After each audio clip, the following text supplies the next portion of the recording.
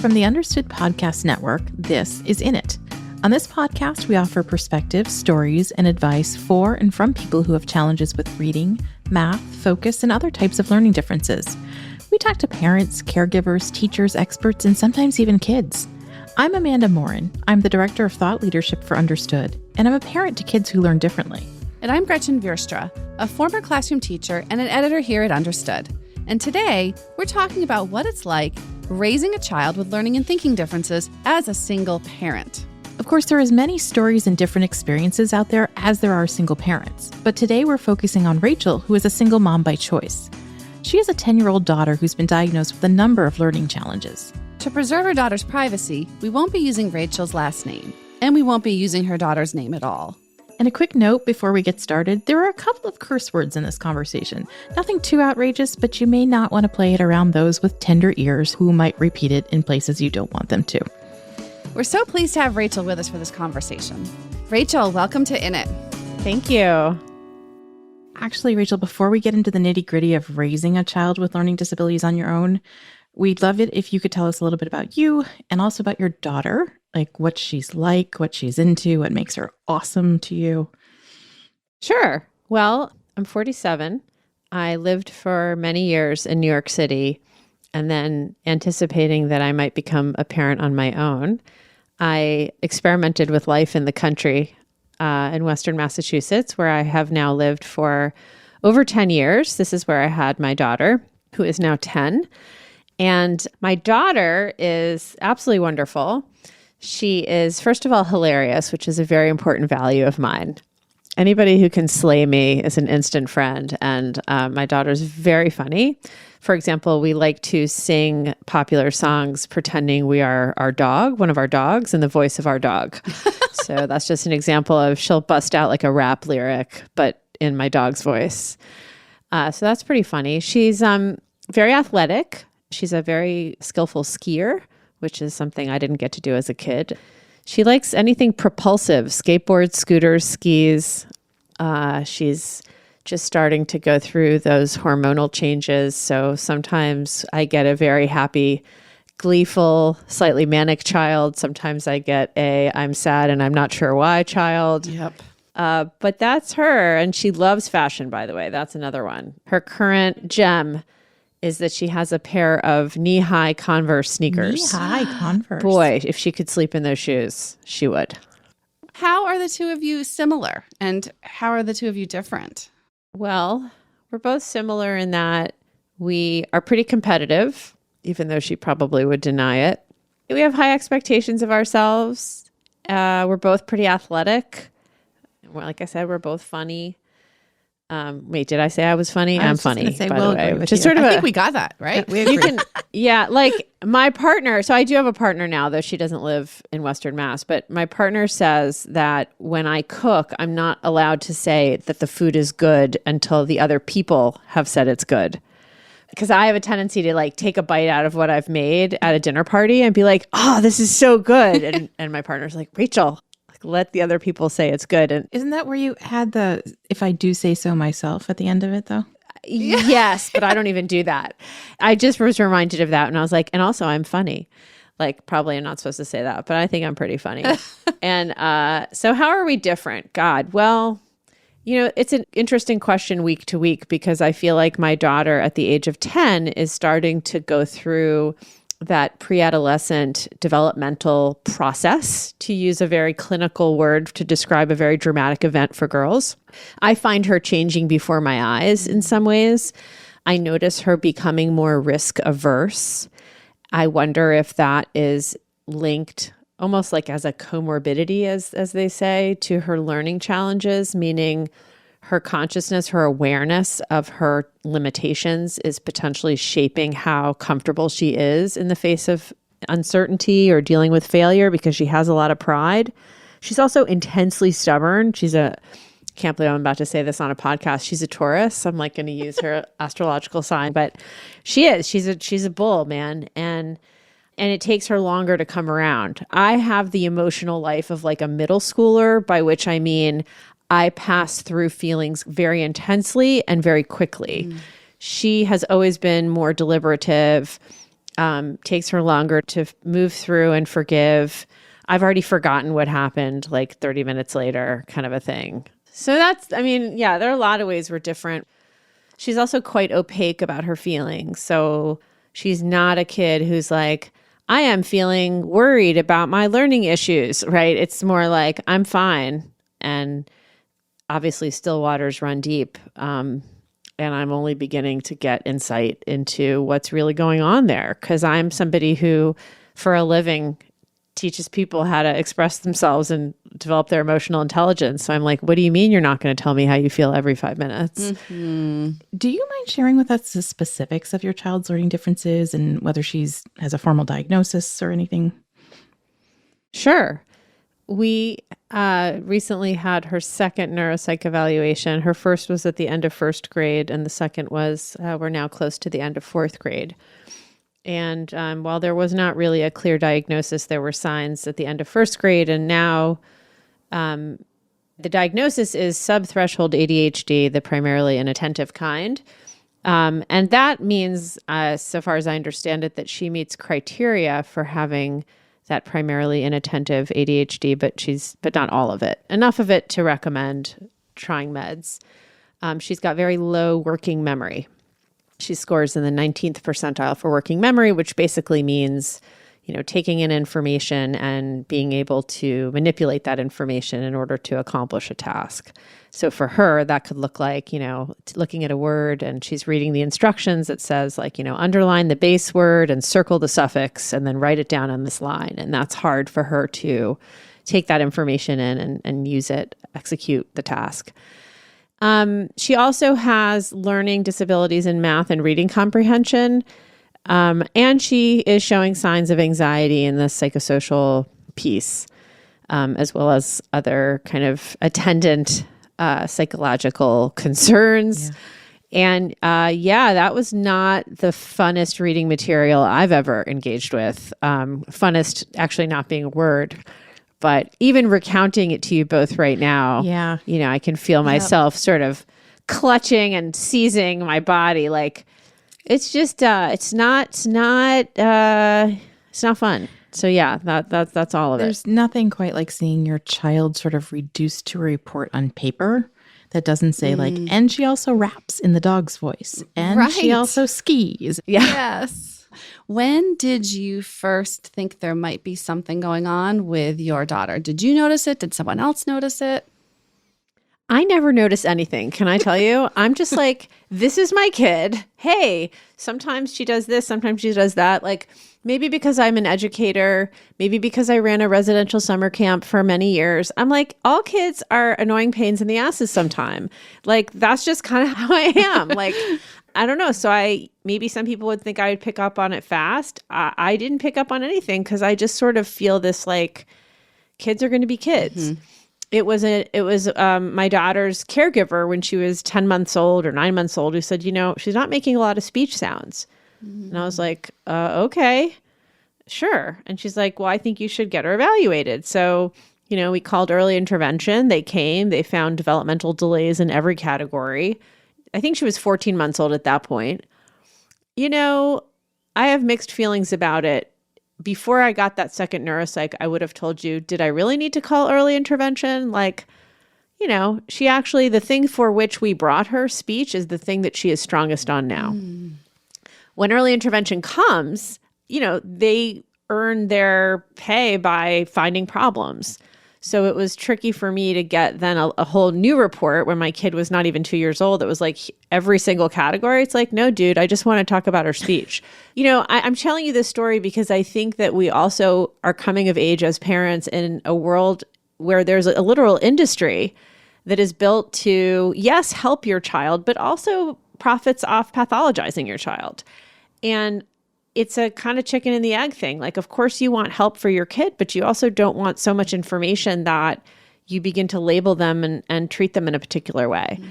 So that was the beginning. And, I didn't really think a lot of it after she began talking really effectively, after she became an exceptional speaker. And I was like, all right, cool. She was just a little late. And then in first grade, a teacher suggested that she might need extra support and that she was having trouble following directions. And following directions, that's the working memory piece. And from then on, there was, again, no diagnosis in first grade, but it was just clear that she was struggling, particularly in math. She was struggling to be able to provide salient details about passages that she had read. And then at the same time, I was like, oh, wait a second, I think I have this problem too. And I started to learn more about the hereditary nature of this. And I was like, oh, right, like that weird feeling frozen in my brain that happens when I'm presented with information that feels overwhelming. Maybe that's what that is. So there's also this whole other parallel process of like, wait a second, me too? And you're almost like rethinking your childhood while you're watching your kid figure out theirs. I think a lot of people do that. And it's like, how do you reconcile doing both of them at the same time, you know? I mean, you get good therapy if you can, Yeah. right? You make sure you have people to talk to. I do think it's one of the most important things we can do as parents is remember that our children are individual beings. Yep. And so I think it's very important not to try to superimpose or, conflate our experiences with theirs. It always feels better to be like, oh, my kid's just like me, because then we don't have to do the work of taking care of who they are, because then it just feels like we're taking care of who we are. Yeah. That is one of the great challenges where I think we're biased towards wanting our kids to be like us, because it's just so terrifying when they're not. So that's how you reconcile it, is you don't actually. Yeah. You recognize that they're not to be reconciled. Yeah. Just that there might be parallel experiences. And if you can find compassion for your child, you should be able to find it for yourself and vice versa.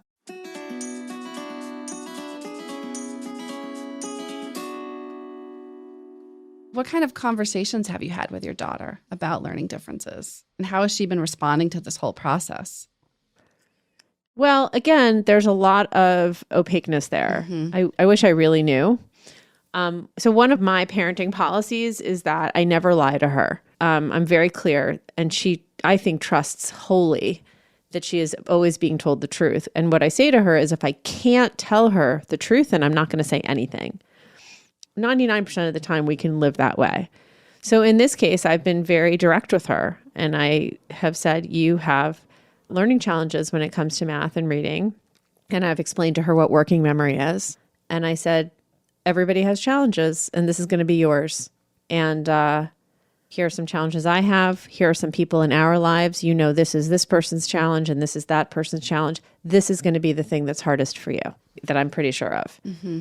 And I say to her also, like, you don't really want to have a life in which you don't have any challenges, because being able to deal with challenges is going to make you have a much happier and more successful life. It's the kids who don't have any problems right now who actually have it harder later. And that I can say with great certainty, and research will back me up. So, I'm trying to frame it as being able to deal with difficulty is a muscle that we all have to flex.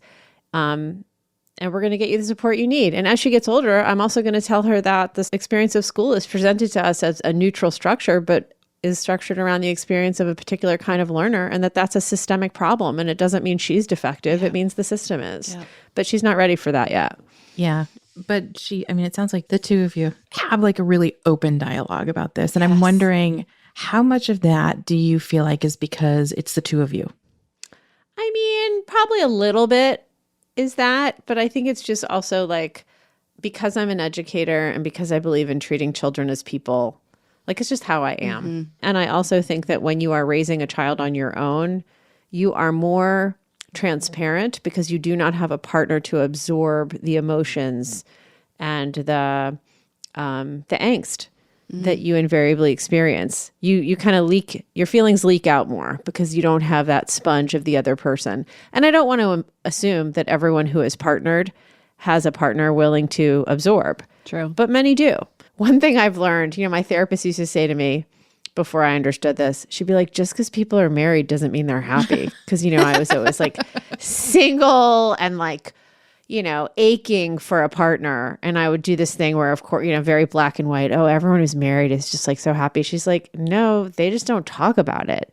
But there is something about the way in which a dyad, a group of two, can contain things that a single person cannot, or at least not this one. when you started this process, was there someone with whom you could have conversations so you felt like you had someone to bounce ideas off? I mean, the thing about being single for so many years is that I doubled down on my friendships. So I have a beautiful friend network. I also have a partner now who is an educator herself. We can talk about it.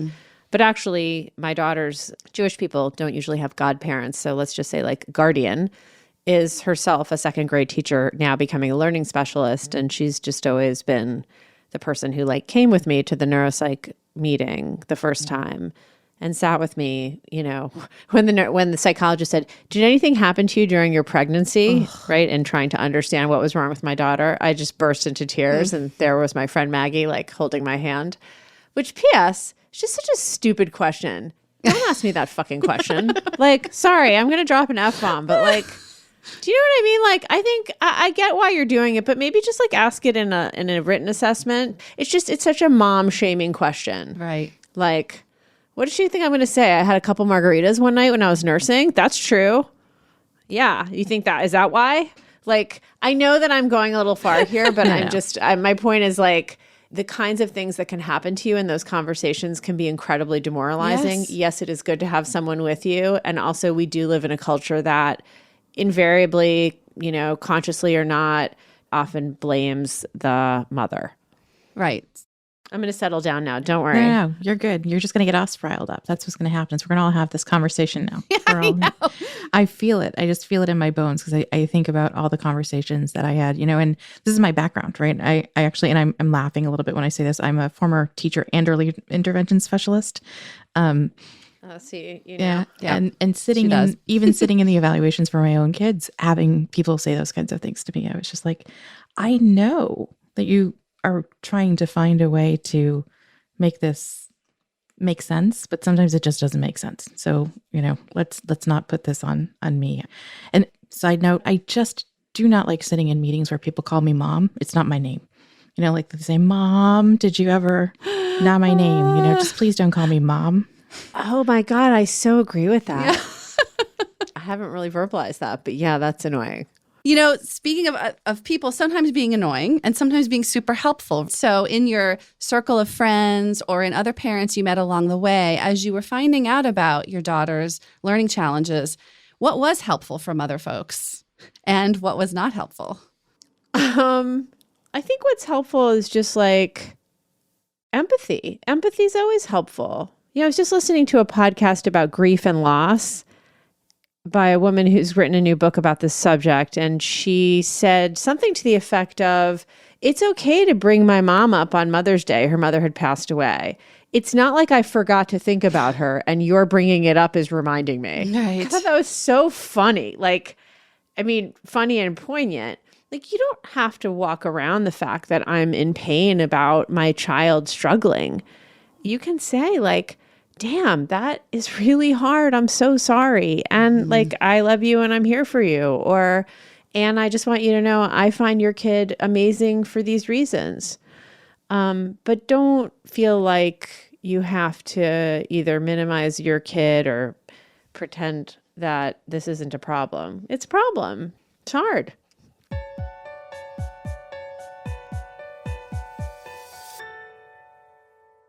I'm going to circle back and ask just a couple of more questions about how this diagnosis has affected the way you parent, or if it has, and what sort of adjustments you may or may have not made along the way. Yeah. I mean, it's affected everything about my parenting in some ways. Like, you always hear that saying, parent the child you have, not the child you wish you had. But that becomes extremely salient and painful, particularly for me as someone who grew up with a lot of messaging from my own family about achievement, conventional achievement, as a way to be valued and attended to and loved and given positive outlook on life. And so whether or not I subscribe to those beliefs intellectually, I was definitely engineered with them, and therefore they live with me and they will live on with me for a long time.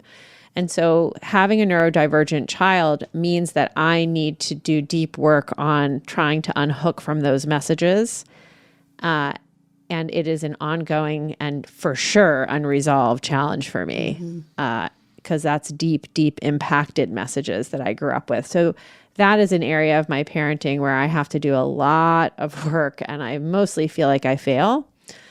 Another way it's changed my parenting is like I have to get really clear on how to manage my own anxiety and panic because for me, my anxiety and panic can morph very quickly into anger because that's just where it goes. And I need to be really thoughtful about not allowing global fears about my daughter to then turn into anger that I take out on her. So if she does, says, refuses to say something that makes me be like, oh my God, are you going to even go to college? Like that kind of global panic thinking. Then I can snap into anger very quickly and then I'm sure I'm using my anger to assert control at a moment when I feel out of control. And all of that leaves her way, way at a disadvantage. Like that's not helping her at all. That's me and my crap. And I need to like work on that. So those are two areas of my parenting where I am in it, to use your eponymous, right? Yeah. I'm in it. And I'm sure I could go on, but I could talk for an hour of each about both of those challenges. That is so relatable to me. That like sort of spiral, that one thing sort of takes me down all of the places that it could go. And so I want to say out loud that you are not the only parent who is trying to keep that tamped down and handled. Yeah. Well, thank you. And I feel very vulnerable telling you, but I also say it in the hopes that maybe it will help someone else feel less alone. Assessing your own parenting mid-cycle, right? It's so hard. And one thing I found myself saying, and I don't know if this is the right thing to say to my child sometimes, is just like, I'm going to make mistakes. And I just made one. And I'm here to come back and fix it and apologize to you. Because sometimes I feel that's like the only thing we have. Yeah, that's it. That's all right? I can do is say sorry. That's all we can do. Like, no, that's what we should all be doing all the time. Because unfortunately, if we don't apologize to our children, they assume that we are 100% behind our behaviors. Right? I think if there's one thing we must do with our children, it is apologize to them and say, I need a do-over, or more than a do-over. I need to work on my shit. Yeah. Yep. Or in Charlie's voice, I need to work on my shit. Oh my God. That's what the dog. See what I mean? It's funny, right? Oh my gosh, it's the best. Yeah. Yep. It's the best. I want to strongly recommend everyone begin speaking in their dog's voices at difficult and awkward moments. But yeah, that's how it works. Humor is always. Humor's it. Yeah. Humor's it. Yeah, but you can't laugh at yourself without having some self-compassion. Humor is a really important way to kind of back out of a rough situation and forgive yourself and forgive each other. And we definitely lean on it. I love that. I think that, I was going to ask more questions. I think that's a perfect place to end. Unless there's something you want us to know that we didn't ask you. No, I just appreciate the opportunity to connect on this topic and sending lots of love to everybody out there who's navigating this in a world that doesn't often see or attend to the kinds of kids we have. Well, we really appreciate you taking the time. Yes. Thank you.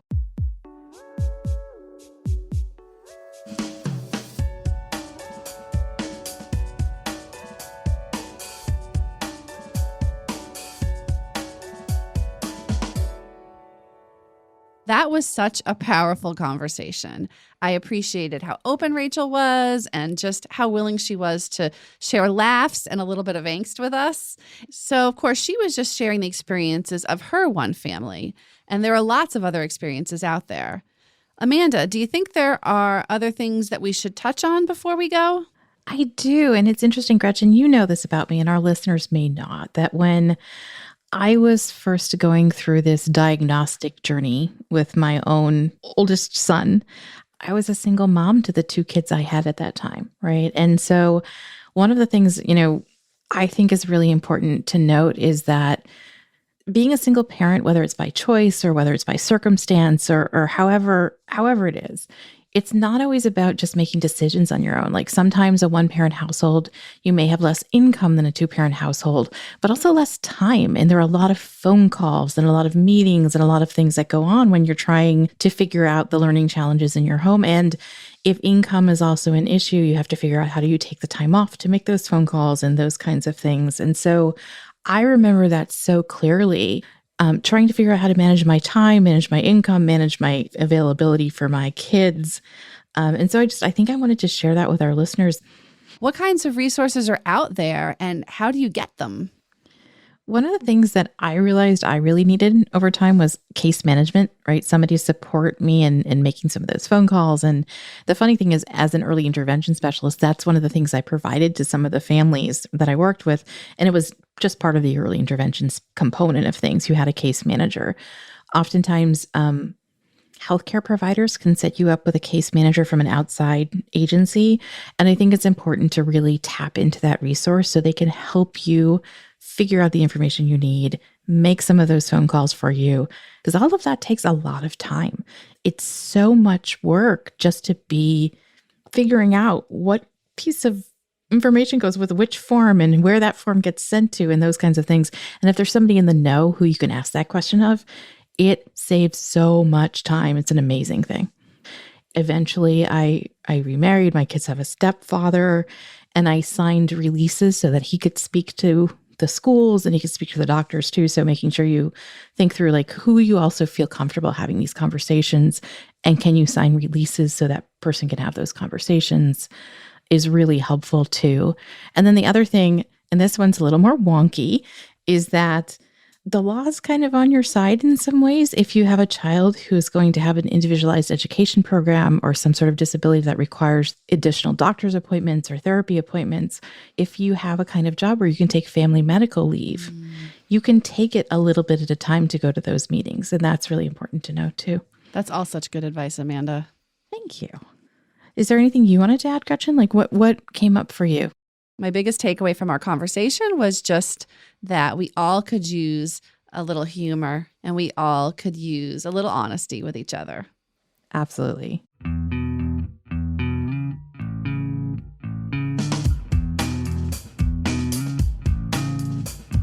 You've been listening to In It from the Understood Podcast Network. This show is for you, so we want to make sure you're getting what you need. Email us at init@understood.org to share your thoughts, or to share a story about your own experience as a single parent to a child with a learning difference. We love hearing from our listeners. And if you want to learn more about what we covered today, check out the show notes for this episode. We include more resources as well as links to anything we mentioned in the episode. Understood is a nonprofit organization dedicated to helping people who learn and think differently discover their potential and thrive. Learn more at understood.org/mission. In It is produced by Julie Subrin, and a big shout out this week to Sarah Ivry. Brianna Berry is our production director. Andrew Lee is our editorial lead. Justin D. Wright mixes the show. Mike Errico wrote our theme music. And for the Understood Podcast Network, Laura Key is our editorial director, Scott Kushier is our creative director, and Seth Melnick is our executive producer. Thanks for listening and for always being in it with us.